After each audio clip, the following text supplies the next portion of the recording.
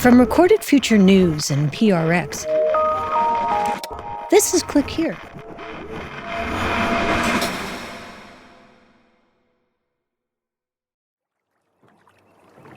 Michelle Fournier was in her 20s, still sorting out what life was supposed to be, when she took a job on a whale-watching boat in Alaska. Which is kind of funny because before that, she'd never seen a whale or ever been on a boat. But as they floated out there, they would do this thing she loved. We would turn the boats off and drop a hydrophone in the water and sit out in sort of the pristine Alaskan Ocean in perfect quiet, sit with my toes in the water and my eyes closed, and we would listen to the whales. And as she listened, the ocean transformed. The gulls and the motorboats faded, and the sounds that emerged felt almost otherworldly. It's a little bit like listening to outer space, sort of listening into the void and getting all these signals back with no context for them. But the longer she listened, the more those calls started to sound not like alien transmissions, but more like conversations, like neighbors calling across a fence. And I got really interested in figuring out what that context was. I want to understand their perspective of the world. It was that moment that changed everything for Michelle Fournier. It was the beginning of a quest to see if she could build something like a Google Translate between us and the whales. I want to understand how they talk to each other.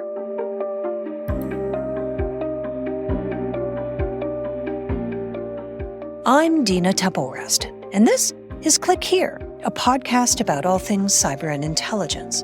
We tell true stories about the people making and breaking our digital world. And today on the show, a look at how AI might allow us to not only talk to the animals, but help us stop just long enough to let them talk to us too. Think of the amazing repartee. If I could walk with the animals, talk with the animals, grunt and squeak and squawk with the animals, and they could talk to me. Make a hole, Dr. Dolittle. AI is coming through. Stay with us. You're listening to Click Here. I'm Dina Temple-Raston. Now, you've probably heard of the Save the Whales campaign. To carry out our pledge to use our bodies as shields to protect the whales. It was one of the first global environmental movements, launched in the 1970s. What you may not know is that it began, in part, because of an unlikely hit album, one that stayed on the Billboard charts for 8 weeks. At the time, whales were teetering on the edge of extinction. Then researchers did something revolutionary. They recorded their songs. National Geographic put those recordings on a vinyl LP and mailed it out inside the magazine. The album went multi-platinum.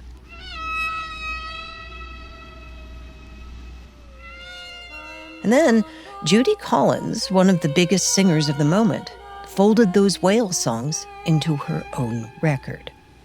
In hopes to find riches, in hunting the whale. And suddenly, whales were stars. Not harpoons prey, but performers with culture, voices, even feelings. The idea of killing whales became hard to stomach. And within a few short years, countries began banning commercial whaling altogether.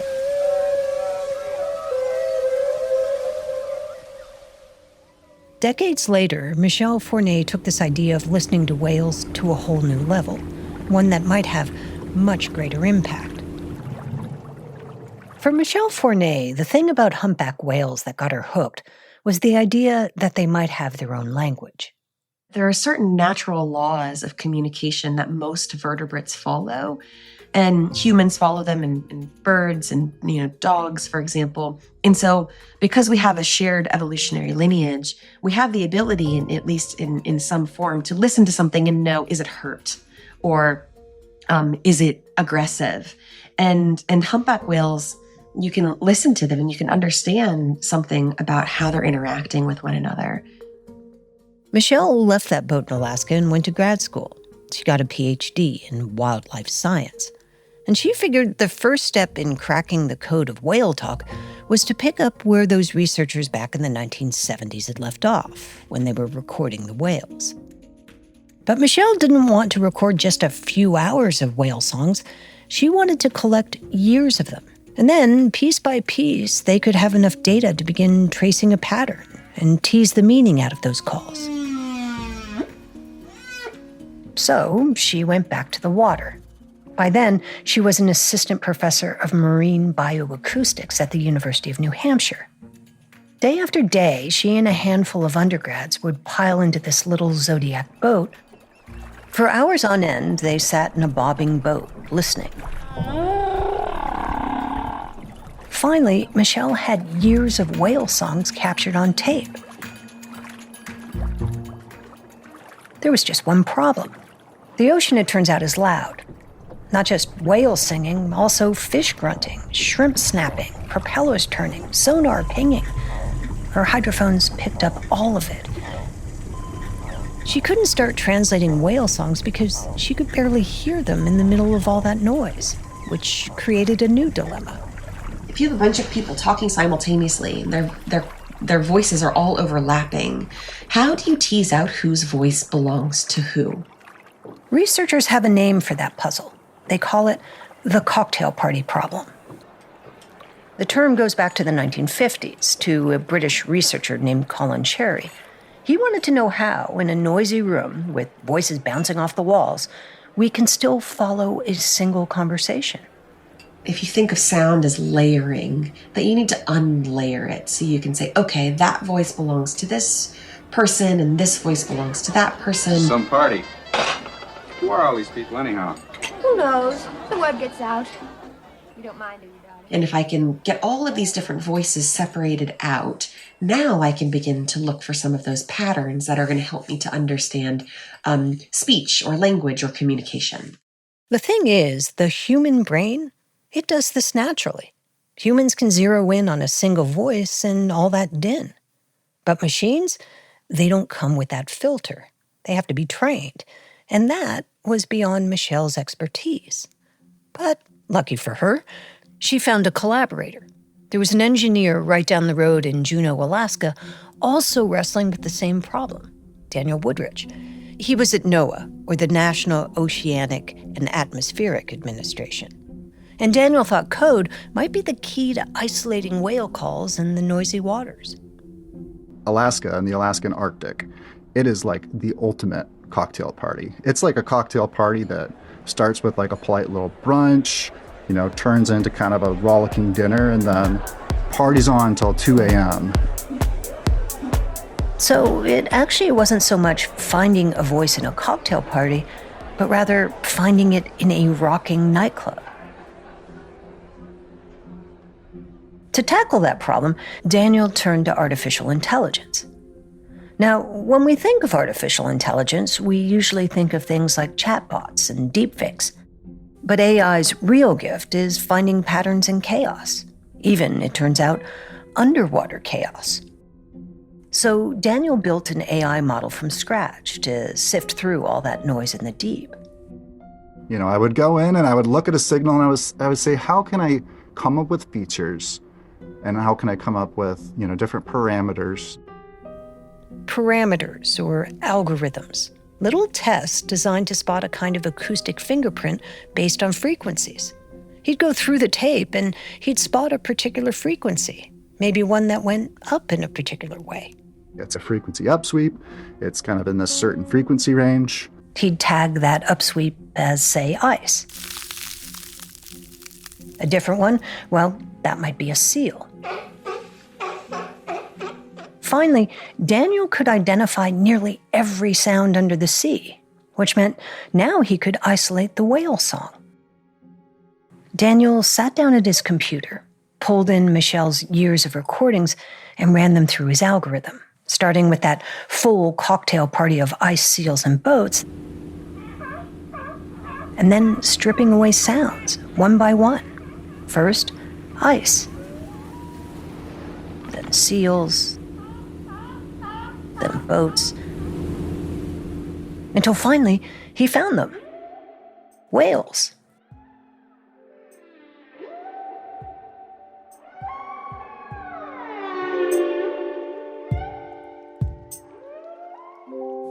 With the din stripped away, Michelle could listen now in a way she never had before, and finally, she hoped, start translating from song to meaning. When a whale makes a sound, it's trying to make something happen. Either I want you to know that I'm here, or I want you to come closer, or I want you to go away, or, these are all functional sounds or emotive sounds. And with those calls suddenly clear, paired with careful observation, patterns began to emerge. Now, it was time to translate. And it turns out, whales have a lot to say. That's when we come back. Stay with us.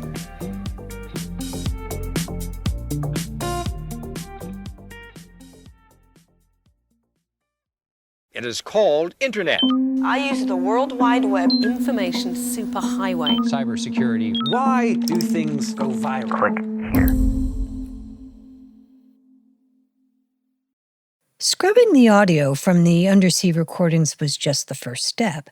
Now, with all the noise gone, Michelle could get back to work finding meaning in those whale songs.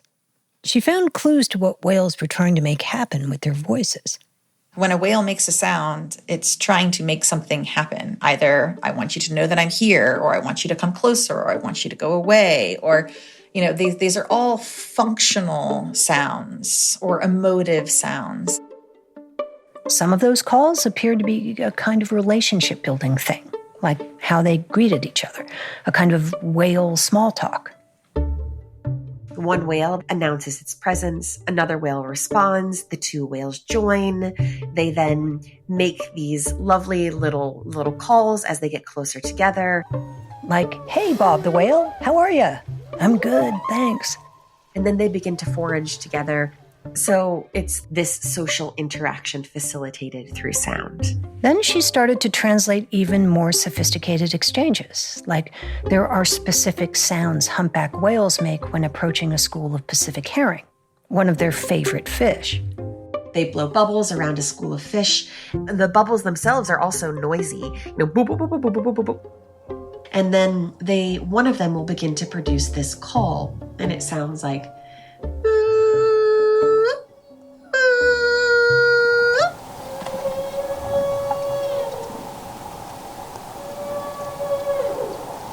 Pacific herring hate that sound, so they swim away from it. So the whales use this sound to push the fish towards the surface of the water. And then when the fish come to the surface of the water, they get concentrated there, at which point the whales open their mouths and devour the fish. It's like an acoustic net. Yes, yes. Michelle is still painstakingly working her way through the sounds, building piece by piece a kind of whale-to-human dictionary. And if she succeeds, if we can actually follow whole conversations, then what? Michelle and Daniel think it could help spark a new cultural shift, something like the empathy that emerged in the 70s when whale songs first entered the public imagination, only bigger. That we could not just feel for whales, but actually learn from them. I think that there's a lot that can be learned from listening and from translating. So if we could translate what the whales are saying to one another, we could certainly begin to understand things like distress. Maybe they could help us decipher what hurts them and what doesn't. Maybe they'd tell us the boats aren't the problem, it's the plastic. That would give us a clearer map of where to focus on conservation. And Daniel, the engineer, he thinks they could help us understand not just their world, but ours. Maybe help us see the effects of climate change long before we can spot it ourselves. AI allows you to explore with just the, scalpel-like precision, like a new signal, perhaps, maybe a man-made signal, maybe a new animal that is in these waters for the first time because of, force-like climate change. Michelle even thinks whales could teach us something about humanity. If we listened to each other the way that whales listen to each other, could that perhaps, sway human culture towards one that's more compassionate or more cooperative or at least more willing to stay out of our way? I think that we have a lot to learn from a species that has so effectively evolved this system of communication that has allowed them to thrive for many millions of years.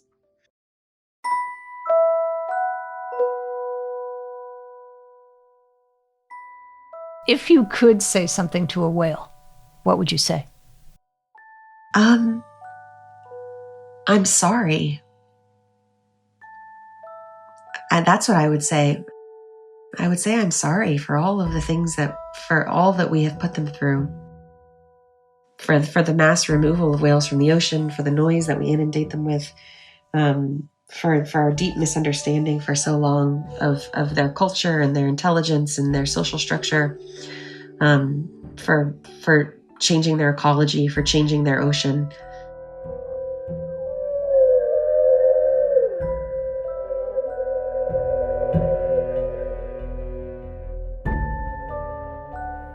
I'm Dina Temple-Raston, and you're listening to Click Here.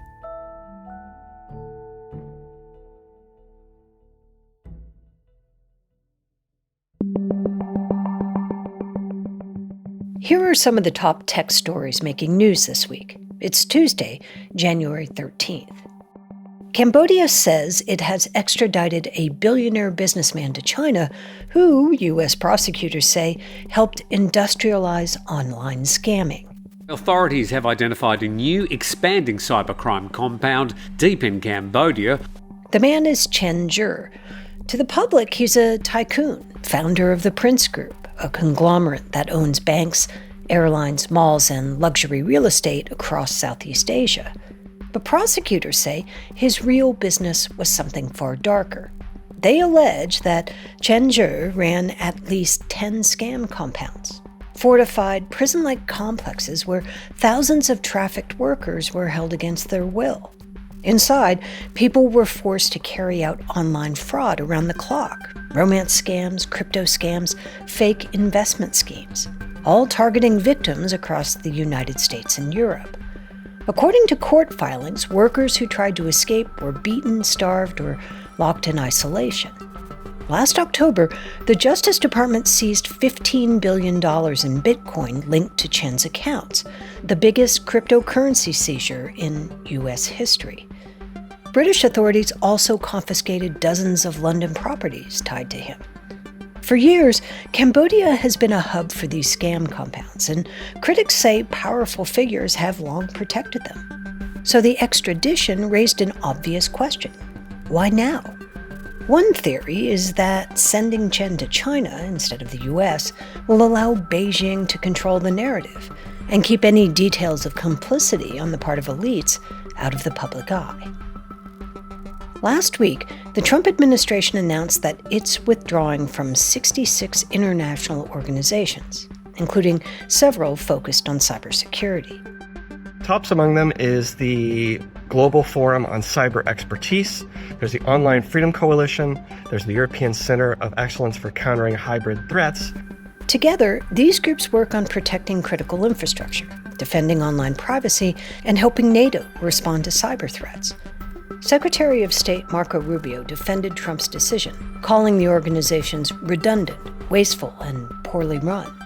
He also criticized them for their DEI mandates. Critics warn the U.S. withdrawal could create a leadership vacuum, one that adversaries may be eager to fill, weakening international coordination just as cyber threats are growing. 2026 opened with a rare public glimpse into U.S. offensive cyber operations. As part of the effort to capture Venezuelan President Nicolas Maduro, the Trump administration launched a large-scale strike that included American cyber forces.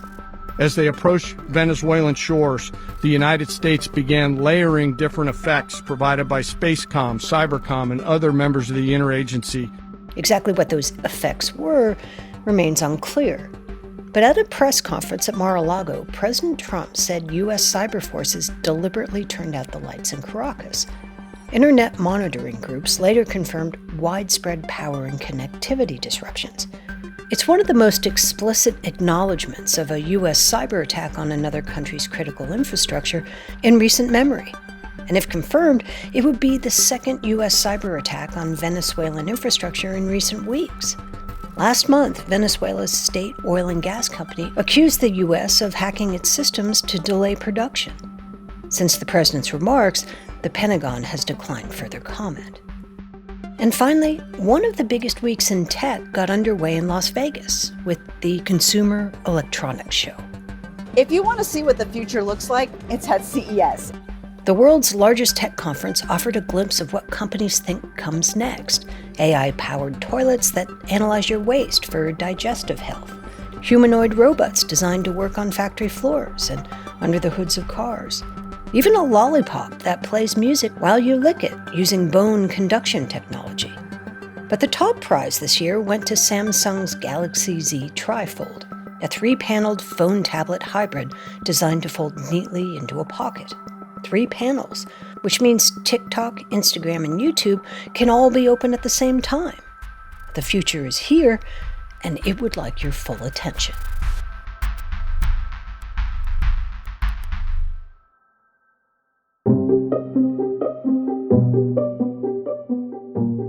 Click Here is a production of Recorded Future News and PRX.